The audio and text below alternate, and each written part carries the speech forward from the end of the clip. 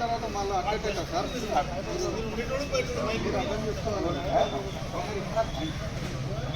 ఈసారికి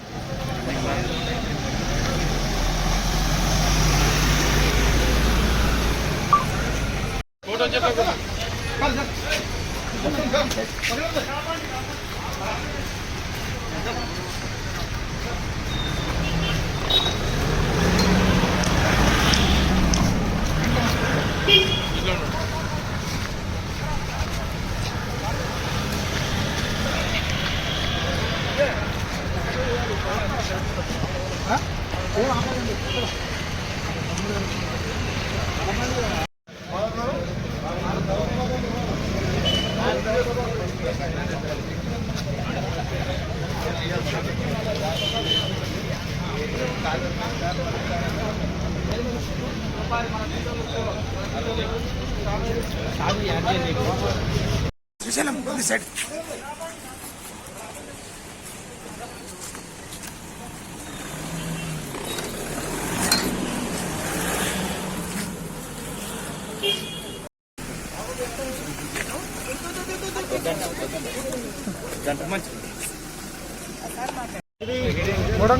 Kodangal JFCM court Patnam Narender Reddy గారికి 2 రోజుల కస్టడీ కోసం బొమ్రాజ్పేట్ పిఎస్ వాళ్ళకి కస్టడీ కోసం అనుమతిస్తున్న పిటిషన్.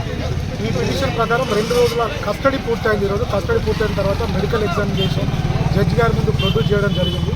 అంటే ఇక్కడ కొడంగల్ ఎస్హెచ్ఓ గారు అడిగినటువంటి ప్రశ్నలు ఏ ప్రశ్న కూడా అంటే కన్ఫెషన్ ఇంతకుముందు ఏదైతే తను నరేందర్ గారు చెప్పారో ఎలాంటి కన్ఫెషన్ నేను వాళ్ళ ముందు ఇవ్వలేదు, ఈ కేసుకు నాకు ఎలాంటి సంబంధం లేదు. అదేవిధంగా వాళ్ళు ఏదైతే ఈ 2 డేస్ కస్టడీలో అడిగిన ప్రశ్నలు ఉన్నాయో నేను వీటికి వచ్చే ముందు నాకు చదివి వినిపించలేదు అని క్లియర్గా జడ్జి గారికి చెప్పారు. జడ్జి గారు ఆ రికార్డును కూడా కోర్టు ఫైల్లో మెన్షన్ చేశారు. కాబట్టి ఈ కేసుకి తనకు సంబంధం లేదని 2 రోజుల కస్టడీలో క్లియర్గా పట్నం నరేందర్ రెడ్డి గారు బొమ్రాజ్పేట్ ఎస్హెచ్ఓ సమక్షంలో కొడంగల్ ఎస్హెచ్ఓ సమక్షంలో ఇవ్వడం జరిగింది. అంటే basing on the 2 days custody, ఈ కస్టడీ రిపోర్ట్ చేసుకొని తను ఎలాంటి కన్ఫెషన్ చేయలేదు, ఎలాంటి ఈ కేసుకు నాకు ఎలాంటి సంబంధం లేదని క్లియర్గా కోర్టు సమక్షంలో కూడా ఇప్పుడు జడ్జి గారి సమక్షంలో చెప్పడం జరిగింది. తను ఇచ్చినటువంటి వర్క్స్ని కోర్టు కూడా రికార్డ్స్లో మెన్షన్ చేయడం జరిగింది. నరేందర్ రెడ్డి గారు మరియు A1గా చేసి 71 మంది రైతుల మీద పెట్టినటువంటి అన్యాయం కేసు ఏదైతే ఉందో దీన్ని ఎక్కడెక్కడనో మలుపులు తిప్పడానికి మరి అధికారికంగా ప్రభుత్వం వారు చూస్తున్నారు. అది చాలా అన్యాయము. అయితే ఈరోజు నానబెట్టి కస్టడీకి తీసుకోవడం జరిగింది. నిన్న 2 రోజులు కస్టడీకి తీసుకొని సంబంధం లేని ప్రశ్నలన్నీ ఆయనను ప్రశ్నల వర్షం కురిపించడం జరిగింది. ఆయన ఒకటే నిజాయితీగా నిజముగా మాట్లాడడం జరిగింది. ఆయనకు తెలిసిన విషయం అవునన్నాడు, తెలియని విషయము అవునన్నలేదు. 99% తెలియని విషయాలు, ఆయనతోని ఇరికించే విషయాలు మాట్లాడిన వాళ్ళు ఈ ఇన్వెస్టిగేషన్లో, ఈ ఇంట్రాగేషన్లో. అవన్నీ కూడా ఇప్పుడు జడ్జి గారికి చెప్పడం జరిగింది. కనీసం నా ముందల ఏ పంచులు కూడా సంతకం చేయలేదు. నన్ను అడిగిన ప్రశ్నలు ఒకదానికొకటి కూడా నాకు ఎలాంటి సంబంధం లేని అడిగింది సార్. నేను జవాబు మాత్రము నేను ఒక్కటి కూడా చెప్పలేదు, నాకు సంబంధం లేని అడిగిండ్రు అని చెప్పింది. రైతులందరూ కూడా ఎంతో బాధగా ఉన్నారు. ఈ కోర్టు జ్యూరిడిక్షన్ 20 రోజులు వికారాబాద్ కోర్టు పెట్టుకొని, జిల్లా కోర్టు పెట్టుకొని వాళ్ళకు బెయిల్ ఇవ్వకుండా మా జ్యూరిడిక్షన్ కాదని హైదరాబాద్కు పంపిండ్రు. హైదరాబాద్ వాళ్ళేమో కోడంగల్కి వెళ్ళి ఫైల్ రావాలంటున్నారు. కోడంగల్ జడ్జి గారేమో రంగారెడ్డి మన జిల్లా జడ్జి గారు వికారాబాద్ వారు ఇన్స్ట్రక్షన్స్ ఇస్తేనే వస్తాయని ఈ రకంగా మొత్తం మీద ఫుట్బాల్ ఆడినట్లు ఆడుకుంటున్నారు తప్ప రైతుల జీవితాలు ఈ నేరస్తులు అసలు ఈ ఫార్మసిటీ అనేదే ప్రభుత్వం విరమించుకున్నట్టు చేయడం ఏంటి, ఈ కేసులన్నీ అట్లనే ఉండడం ఏంటి, చాలా అన్యాయం. వాళ్ళు ప్రజలందరూ కూడా వాళ్ళ రైతులందరూ కేసులో ఉన్న వాళ్ళందరూ కూడా వాళ్ళ కుటుంబాలన్నీ కూడా మా అడ్వకేట్ల దగ్గరికి మా ఇంటికి రావడం జరుగుతుంది. వాళ్ళ బాధలు చూస్తే చాలా ఘోరంగా ఉన్నాయి. ఇక దయచేసి ఇప్పుడైనా కూడా న్యాయం జరిగేటట్లుగా అందరూ సహకరించాలని. ఇప్పుడు మాత్రం నరేందర్ రెడ్డి గారు నిర్దోషిగా బాధ్యత బయటికి వస్తారు. అయితే వాళ్ళు అధికార దుర్వినియోగంతో మాత్రమే బలవంతంగా పెట్టడం జరిగింది తప్ప నేరం మాత్రం అక్కడ జరిగింది లేదు. ఆయనకు ఎలాంటి సంబంధం లేదు. ఇంకా కూడా సంబంధం లేని రైతులు ఇతరుల పేర్లు అన్నీ కూడా ఉన్నాయి. వాటిని అన్నీ ఎంక్వైరీ చేసి అన్నీ తీసేయాలి.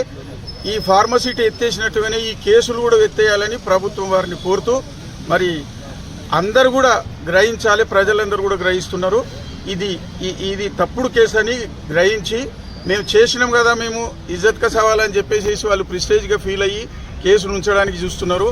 ఎవరికి చెప్పకుండానే మేము వికారాబాద్లోనే ఉన్నాము. ఆయన కోసం అలాట్ చేసిన అడ్వకేట్లను కూడా చెప్పకుండా 10 గంటలకని మాకు టైం చెప్పి 8 గంటలకే తీసుకొని రావడం జరిగింది. మేమందరం చాలా పరేషాన్ అయినాము.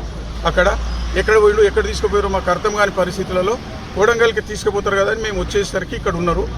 ఇది చాలా అన్యాయము. పోలీసు వారు కూడా చాలా అంటే చాలా ఈ సహకరించని పని చేస్తున్నారు. మరి దీనికి కారకులు ఎవరో ప్రజలు, మేధావులు, ప్రభుత్వము అందరూ గుర్తించే వాళ్ళు ఉన్నారు. ఎన్హెచ్ఆర్సీ ఢిల్లీలో ఉన్న సంస్థలకు అన్నిటికీ కూడా అన్యాయం జరిగిందని తెలియజేయడం జరిగింది. ఎవ్వరు కూడా పొరపాటున మా మీద అధికారికంగా వీళ్ళ మీద రుద్దదలుచుకున్నారో వాళ్లకు ప్రభుత్వం ఖచ్చితంగా కూడా వాళ్ళు శిక్షార్హులవుతారు.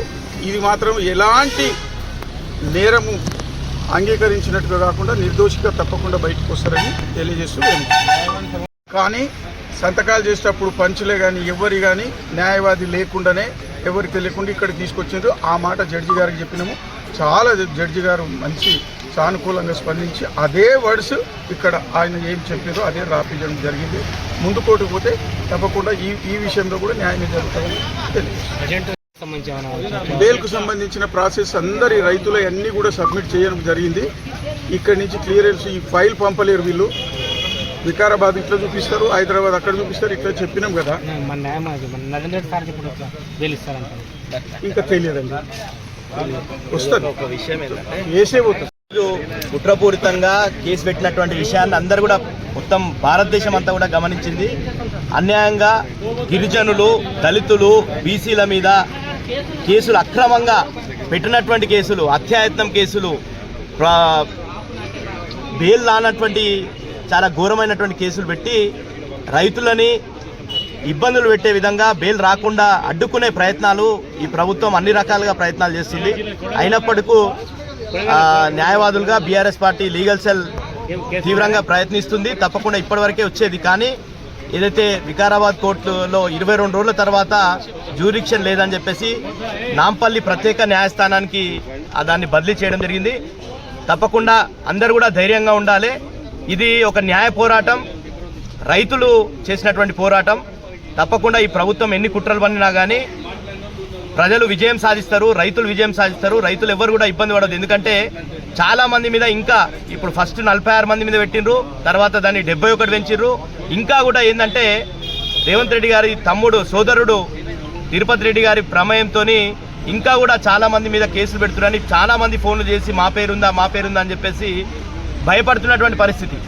అక్కడ ఉన్నటువంటి ఆ ఫార్మా విలేజ్లలో ఏదైతే ఉన్నాయో 5 విలేజ్ల గ్రామాలకు సంబంధించిన వాళ్ళ ప్రజలందరూ కూడా మగవాళ్ళు ఎవరు కూడా ఊర్లలోకి ఉన్నటువంటి పరిస్థితి.